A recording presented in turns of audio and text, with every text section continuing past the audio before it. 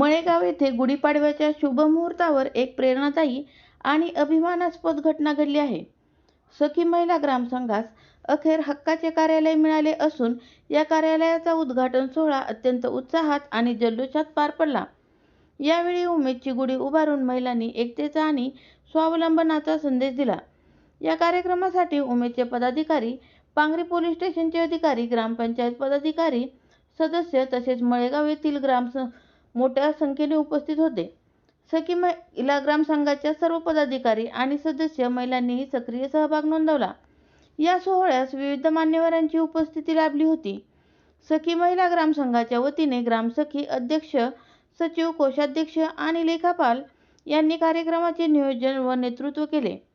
कार्यक्रमात मनोगत व्यक्त करताना उपस्थित मान्यवरांनी महिलांच्या सक्षमीकरणाचे महत्त्व अधोरेखित केले आणि अशा उपक्रमामुळे गावाच्या विकासाला नवी दिशा मिळते असेही मत व्यक्त केले.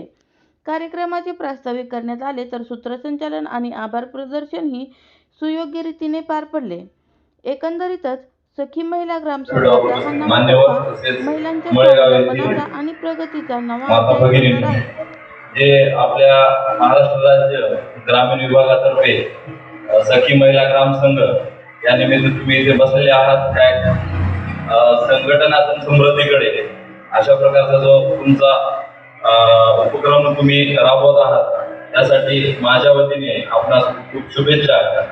पवार साहेबांनी माईक सरपंच मॅडमकडे आणि ते सचिवांकडे पहिलं दिल्यामुळं त्यांना आटोपतं भाषण घ्यावं लागलं. पहिलं मला द्यायला पाहिजे होतं माईक, त्यांनी म्हणजे सविस्तर तुम्हाला मार्गदर्शन केले असते.